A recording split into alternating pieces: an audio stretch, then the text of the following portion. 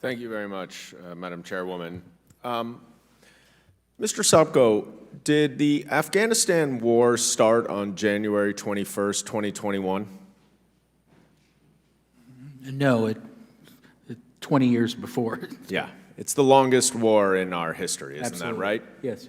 And certainly in your evaluation of the last 9 or 10 years of that war, was it your understanding that one decision impacts the next decision, which impacts the next decision, and so forth?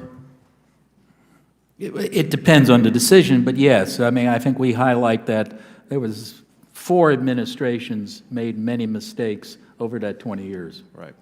Now, Mr. Storch, are you aware of a November 11th, 2020 memorandum from President Trump relating to the withdrawal of troops from Somalia and Afghanistan?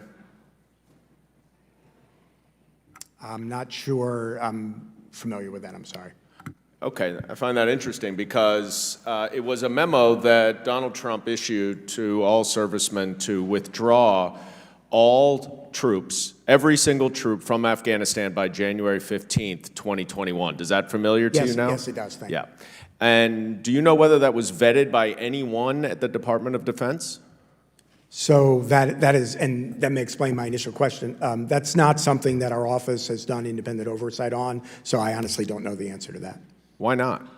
I mean, it's absolutely incredible that a president would issue an order to withdraw all troops from an ongoing war without consulting anyone at DOD, which is what both Secretary Austin and Chairman Milley have said. Yeah, it's a great question. I really appreciate it because, you know, one of the things that I think underlies the response to that question and just in general some of the issues we've discussed is as inspectors general, our work looks at the execution of policies and strategies that are set by administrations, regardless of partisan affiliation, right? So with regard to who made which decision and how that was made, that's typically those are matters for the management and for the administration and the leadership of the agencies to do. Once those policies are set, we look to see whether they're done effectively, efficiently, economically. Thank you for that. Thank you for that explanation. Yes, sir. The point I'm making here, and Mr. Sopko, you've been making this all day, and I think it's a very valid point, which is if we are to conduct meaningful oversight over the war in Afghanistan that lasted for 20 years, we can't just start on January 21st, 2021.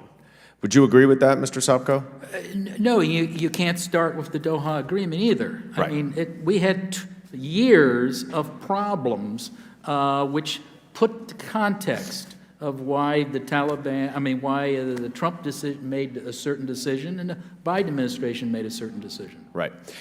The 5,000 members of the Taliban who you just referenced to have been released and then not abided by their promises, in your investigation of the withdrawal, did you determine whether any of those 5,000 Taliban members were involved in the violence surrounding the evacuation?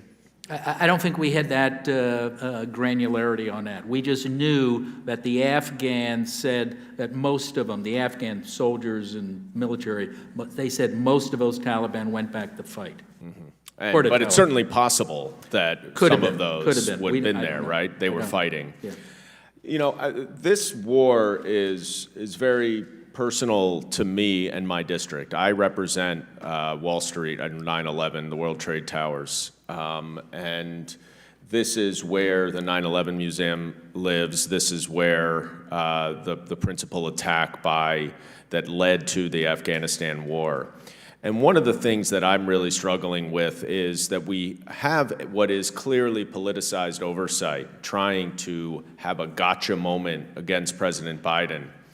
But my colleagues on the other side do not support additional support for our veterans. They did not support the PAC Act. Will the gentleman yield pits. for a question? I have 20 seconds. Will You're you? about I to can go. give you some of my time. Okay. See, the Can issue I just that- finish? Can I will just you yield? finish? I will not yield. Let me just finish. And if I could have a little bit more time, Mr. Chairman, you'll have plenty of time to respond, Ms. Luna. The point I'm trying to make here is that there are two significant pieces of legislation that would not only support our veterans by providing more health care, but would also support the many Afghans, the hundreds of thousands of Afghans who helped our troops during the 20 years of the wars.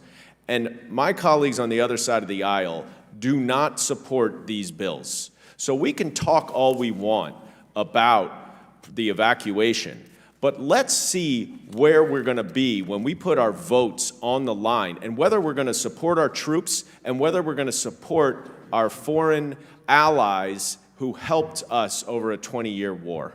And I yield back, Mr. Chairman. Gentleman yields back. Before Chair recognizes the next speaker, I feel we have to respond to the statement that this is a political hearing. Our 4 witnesses are inspectors general. And the main theme that I've heard thus far is that they're not getting cooperation from this Biden White House. Okay, Mr. Chairman, what is the basis for you Well, I was going to opining on correct this your right now? misstatement. It's not a misstatement. It's a assertion of me that you want to focus solely on what has happened since January 21st, 2021. And that's to score political points, because meaningful oversight would go back for 20 years. This is about fighting for the families that never got closure because they lost loved ones on failed military leadership. So stop making it about this. If you want to ask the questions, I don't don't bring up the understand what PAC basis Act. she has to talk. You can make whatever. Point of order, Mr. Chairman. Chair recognizes the ranking member for point of order. Thank you, Mr. Chairman. Amy, I appreciate the chair's indulgence of real discussion among the members. I hope that we would be able to keep it balanced in some way. So I mean, if the gentleman could have the chance to respond to you, that would be wonderful, and then we could move on. We'll move on. Point taken.